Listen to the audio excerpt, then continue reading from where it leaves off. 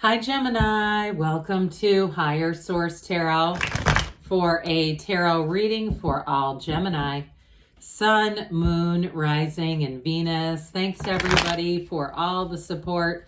I send you love in return every single day, so we're always connected. And just keep in mind, I'm reading the energy of the cards. The tarot is your best friend who always tells you the truth. But we all have free will, okay? So just kind of keep that in mind. And if you are new here, welcome.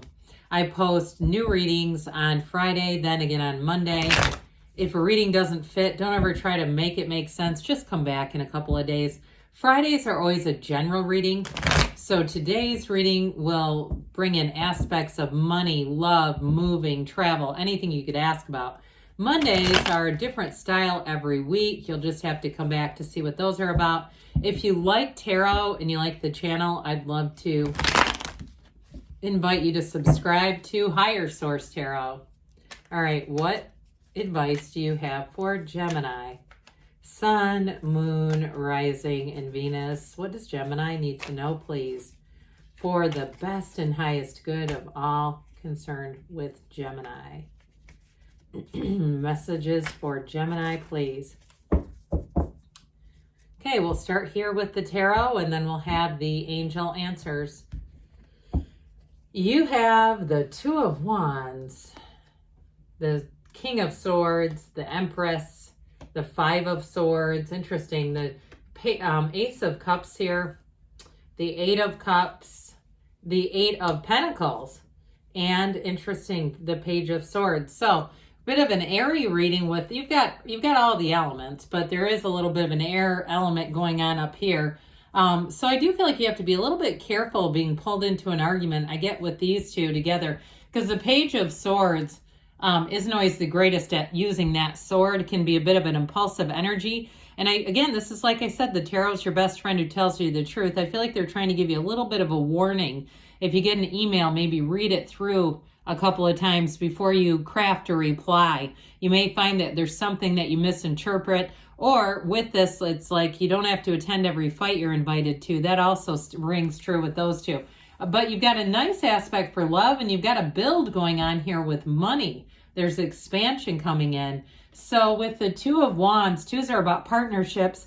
Pardon me on that. And so with this Two of Wands, it's looking into the future. It's planning a future. Those of you that are planning on moving with the Eight of Pentacles, Two of Wands combo, I feel like too, there may be somebody around you who's a bit jealous of your freedom, of your ingenuity, your ability to see that there's more for you.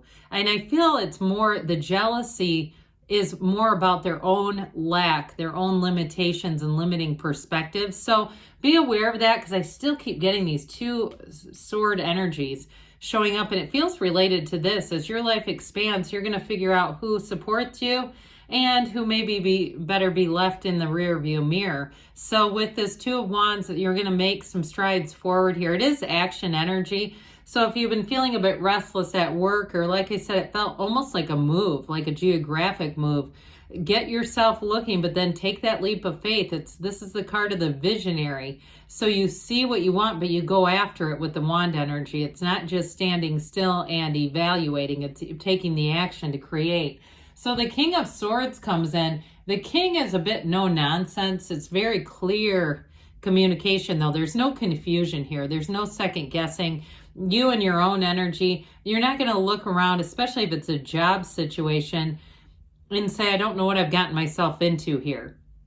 Things will be laid out very clearly. And if you have any kind of contracts to sign, a lease, even if it's like insurance for a vacation or something like that, with this, it's straightforward. It's well written. The Kings are masters of the suit. So he's the master of honesty, communication, and having courage in a situation. So those of you that are really feeling that Two of Wands energy, with the King of Swords, you'll get that push forward. You'll say, I'm doing it. I'm not going to worry. I'm not going to second guess. I'm going to go out and do this. But you'll also have that safety net of being very clear. So it's not a confusing energy at all. So with the Empress energy, I do feel like you have a love story blooming here with the Empress.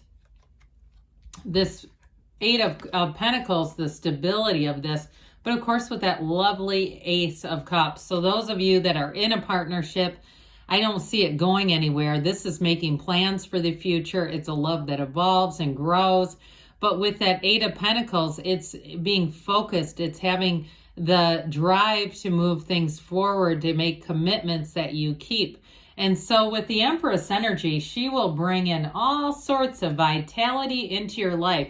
So she, in terms of money, she lives in luxury. See all those pillows behind her? They symbolize luxury, but she's got the wheat and the fruit and vegetables around her, because it's your time to harvest with this Empress. She's a multiplier of forms and ideas. So like we were saying with that Two of Wands, you get the great idea, but then you take the action and execute. It's not High Priestess where you sit and kind of look and evaluate and mull things over. This is all about moving forward. It's a wonderful, vibrant energy. You're also going to find people are very attracted to you in this energy. If you are single, I see a new love interest coming in with that Ace of Cups. I don't see reconciliation as much as I see moving on to something deeper, something more mature, something, quite frankly, that is better. So with the Empress, it's like supercharged with love. And it's also, too, passion. She has her knees apart for a reason, much like the Queen of Wands. It's chemistry, it's connection, but she is a very faithful and loyal partner. She is truly faithful to her Emperor. So there's no, anything to be concerned about with the Empress. And what's higher than an Empress, right? So this also, in terms of nobility, is making an ascension. It's improving situations, but it feels alive, like I said. So you may find too, when you're out and about, you'll get more invitations, even friend invitations, people saying, hey, I'd love to have coffee, let's talk.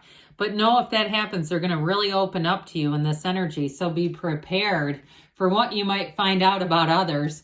So with the Five of Swords here, this Five of Swords, always looking for a fight. There's always somebody looking for a fight. But I feel like in this particular reading, you're more like the people walking away saying, I just don't have an interest in this. I'm not going to pick up the other end of the rope. I get it. I see what they're trying to get me into. I'm just not going to. So with the Five of Swords, it is a change. So if you've been in a situation, if it's been work or even a living situation that you've gotten tired of, you say it's too hostile, I don't feel, every day I dread going in there. With this, there is going to be a change coming, but it brings in a lot more harmony. And it won't be something you'll regret. It's about moving forward and saying, I'm on to better things now, on to better days. You have it multiple times, but you have it again, that Eight of Cups feels really relevant to this Five of Swords. Well, who wants to fall in love? Because you've got a never-ending, overflowing, unconditional cup of love, and it's right here. So you're going to enter into a very emotionally intense, loving experience and time here. And if it is a change in terms of work or some kind of living arrangement and you are in a partnership, I feel like you're going to be more connected and closer to that partner than ever before because they support you wholly. And with new people, it's definitely bringing in a very beautiful love story. It's something that's new, it's exciting, and you'll feel a pull. Anything you're doing to change here brings in that pull forward. So the pain pushes until the vision pulls. The vision is pulling on you, Gemini. And with the Eight of Cups here, we've got the moon and the sun that says there's a dawn of a new day. You've got a new cycle when the moon and sun appear. And it's a new cycle that brings deeper meaning. This is the hero's journey. So those of you that it's a job, I feel that you will be walking into something that is a better fit. It just is more compatible with the essence of who you are. But there's money here too. So let's not get that too confused. It's not just a spiritual fit. It's lucrative as well with the Eight of Pentacles, 2 eights. Eights in the tarot are about rhythm, vibration, evolution, their peace. Especially this one is finding your peace along this path. And the underlying quality about this is unity. It's also, too, when we think about the infinity symbol, it's infinite manifestation. That's what's going on here with these 2 eights. And we have it again here. So with this Eight of Pentacles, like I said before, you've got a nice focus here where you won't be deterred. I mean, it doesn't mean you can't course correct a little bit, but this is not turning the whole car around and saying, well, forget it.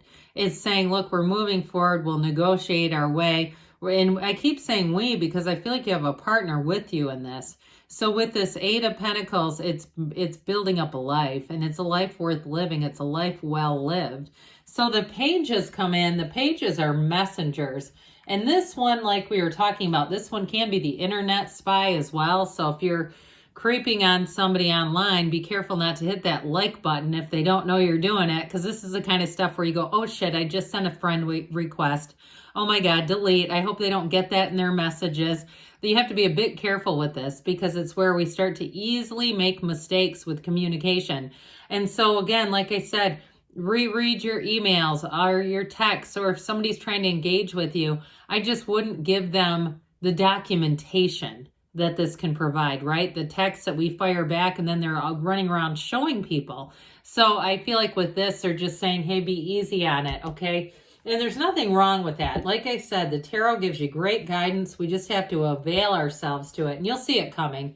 If that applies and pertains to you, you will see it coming, and you'll say, damn, I remember there was a reading about this. All right, what else does Gemini need to know, please? Messages for Gemini, please. Advice for Gemini. Forgiveness. So with the Five of Swords too, there may be a bit of a dash of that.